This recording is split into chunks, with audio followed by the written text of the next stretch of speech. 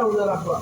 যখন একজন আলিম একজন আল্লাহর ওয়ালার কাছে ওনাকে নিয়ে গেছে, তাহলে উনি সাথে সাথে জায়গায় ওই খারাপ মানুষ বলছে, দেখে আমি এই খারাপ কাজগুলো করি আর এই কাজগুলো আমি ছাড়তে পারবো না, এই ছাড়া আপনি যা কিছু বলতে চান বলে।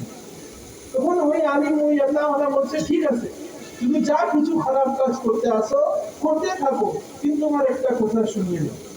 ওই খারাপ মানুষেও বাদ হয়ে গেছে, এটা কি ব্যাপার, এত বড় আল্লাহওয়ালা এত বড় আলিম, আমি এনাকে বলতে আসি আমি মদ খাই জুয়া খেলি সারা রাত চুরি করি বিভিন্ন বিভিন্ন গুণা আমি তাকে বাতাই দিছি, ইনি বলতে আসেন ঠিক আছে যা কিছু করতে আসতো বলতে থাকো, শুধু আমি আমার একটা কথা শুনিয়ে নাও। অবাক হয়ে গেছে সে। তখন ওই আল্লাহওয়ালা বলছে, ঠিক আছে তুমি যা কিছু করতে আসো করতে থাকো, কিন্তু শুধু নামাজকে ধরিয়ে নাও।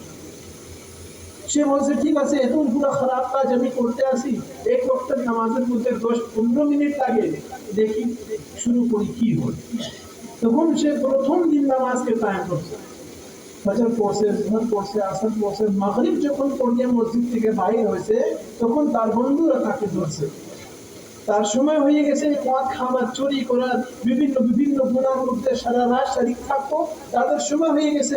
তখন মাগরিবের পরে তার বন্ধুরা তাকে ধরছে।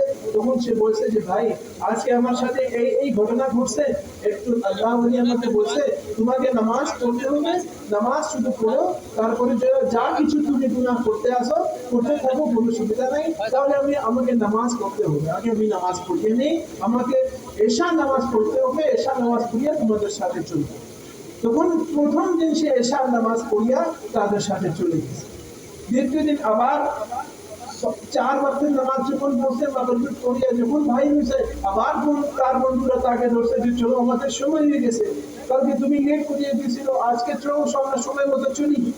তখন সে বলছে যে না ভাই আজকেও আমাকে এশা নামাজ পড়তে হবে, নামাজ পড়িয়া আমি তোমাদের সাথে চলবো, তারপরে আমরা চুরি করবো, মদ খাবো, জুয়া খেলবো, সব খারাপ কাজগুলো করবো, কিন্তু আমাকে এশা নামাজ পড়তে তো দাও, এশা নামাজ পড়িয়ে আমি তোমাদের সাথে চলবো।